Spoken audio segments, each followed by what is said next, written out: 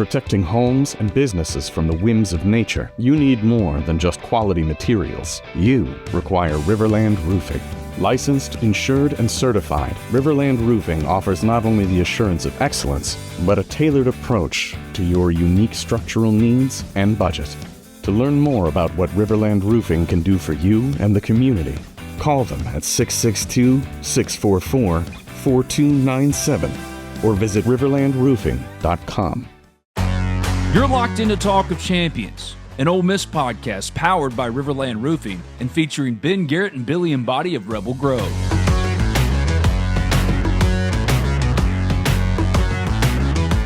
Welcome back to SEC Media Days, live here on Digital Drive, what used to be Radio Row. And we are now joined by Matt Galatzan of Texas Longhorns on SI. Matt, you're an Ole Miss alum, first of all, so thanks for stopping by. We're going to hit on a lot of different topics, but we do catch you on a day that Archmania has hit here in Atlanta. From your perspective as an Ole Miss guy, but also covering the Longhorns now, what's it like seeing that kind of on a daily basis almost?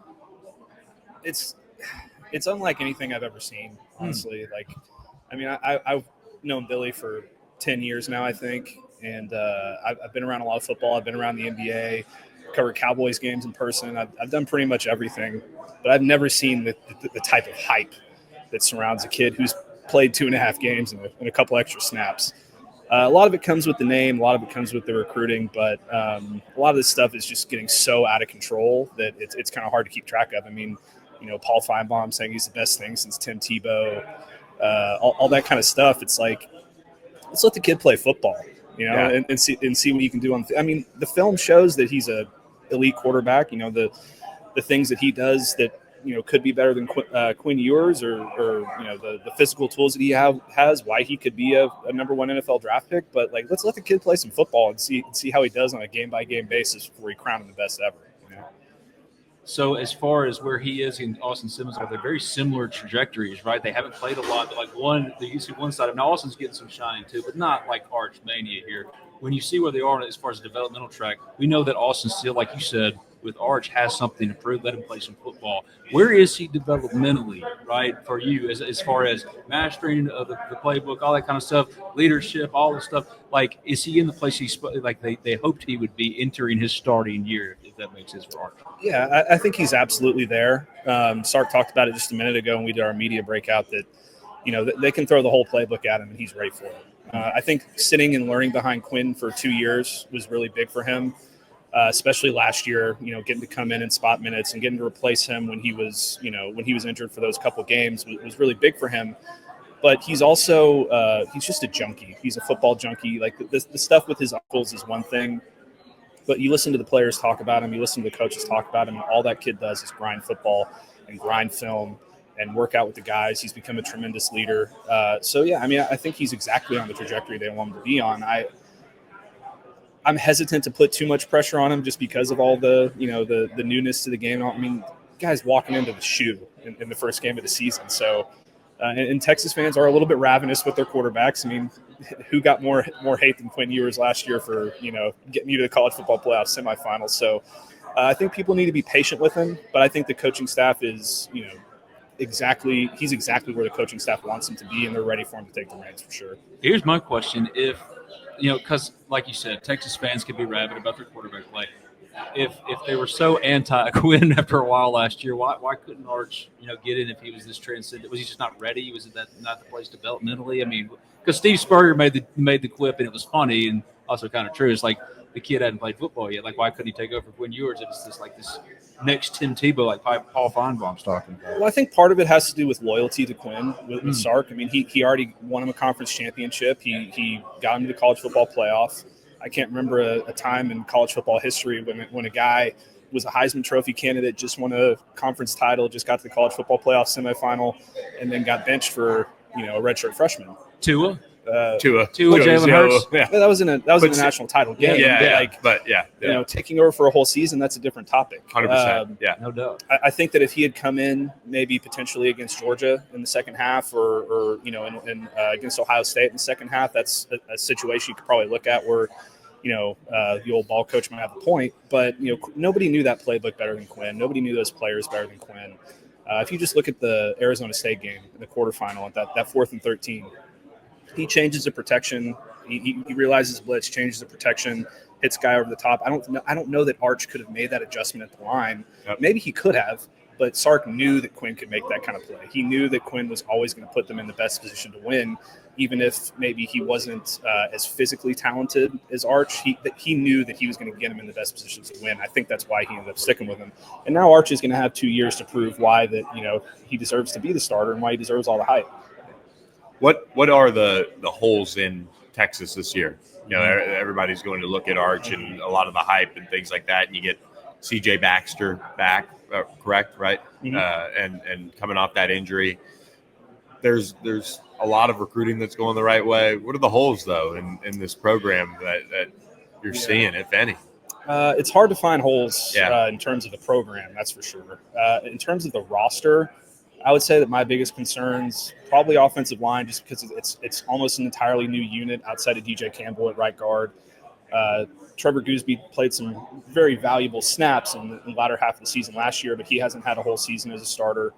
They're going to have a new left guard, new center, new right tackle. So that's something that people are going to really have to pay attention to, especially in the SEC, where you guys know as well as anyone that's a tough place to play offensive line. Yeah. And then wide receiver is also a largely inexperienced group.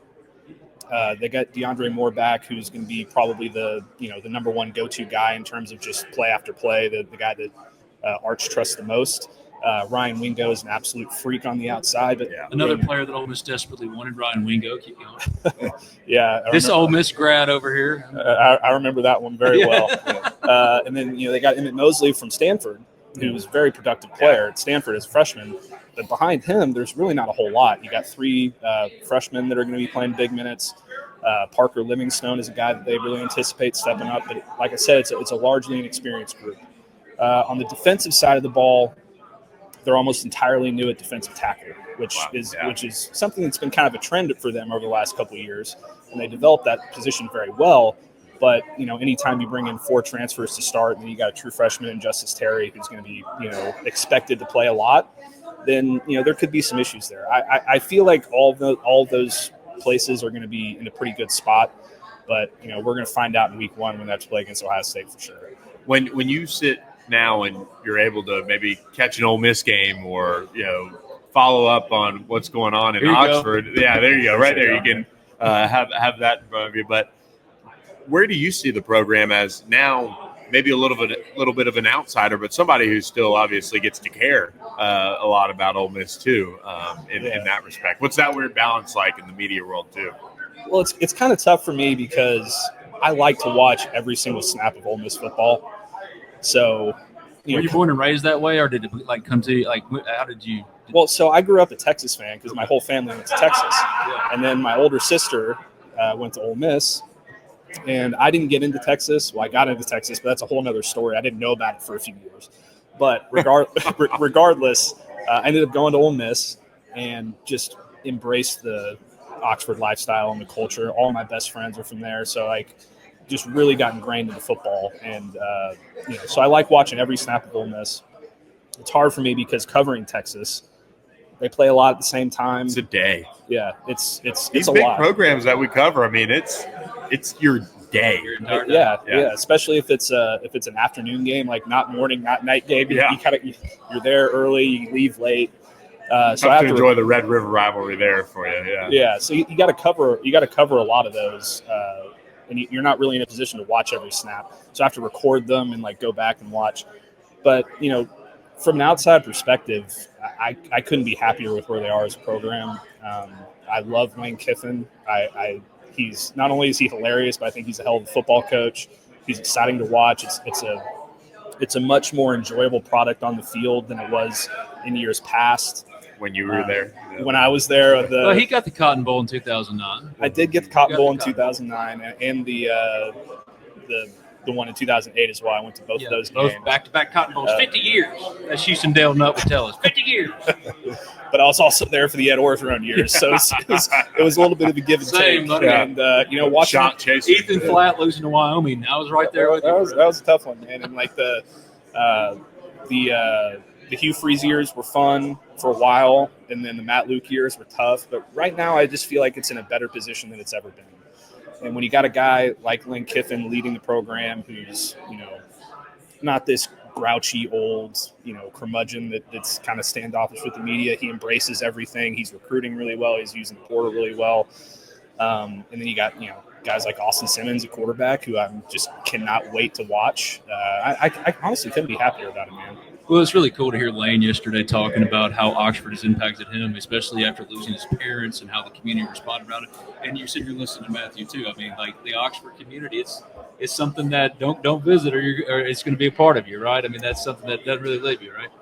Man, I honestly didn't know what to expect when I got there, because I'd only been there when I was a kid, and I didn't get really I got to go to the Grove once or something when I was younger, but once I got there, just the community and the small town college feel is something real special. The history behind it, all those different things. But then, you get on campus and you I went through the journalism program and all the teachers that I can't believe we never Bishop crossed Hall. paths. I mean, we had to. Yeah, we had to 100 times, I'm sure. We just never met each other, which is crazy. But just going through all that stuff and learning the Ole Miss culture and embracing it, and honestly, the food is a pretty big draw too, which I can't get enough of. But I cover Texas. I cover Texas A&M, but I'm going to be a Rebel for life, and it's because of everything that I experienced there and I learned there. And my nephew's going there next, and I can't wait to see intern Luke here with us at Rebel Grove on 3. Yeah, I can't wait to have him experience it and go through all those things. So yeah, I mean, it's a really special place. And if you haven't been, which I'm pretty sure most of the people listen, maybe. Yeah, if you haven't been, you got to give it a shot. It's the coolest place in the world. Well, awesome, Matt. It's been fun, obviously, seeing you get into what you're doing now on SI and just continuing to do your thing, man. It's fun. So appreciate you stopping by, giving us quite the unique perspective on everything going on. Yeah, absolutely. Happy to do it. Happy to come on with you guys whenever you want. And I owe a lot to Billy, because he was one of the first people I ever worked for in the business, and he taught me a whole hell of a lot. So it was great talking to you guys, and do it again sometime. Definitely. Enjoy the rest of SEC Media Days. All right. Matt Galatzan of Texas Longhorns on SI stopping by with us on Talk of Champions. We appreciate him and you guys for listening. Catch you guys next time.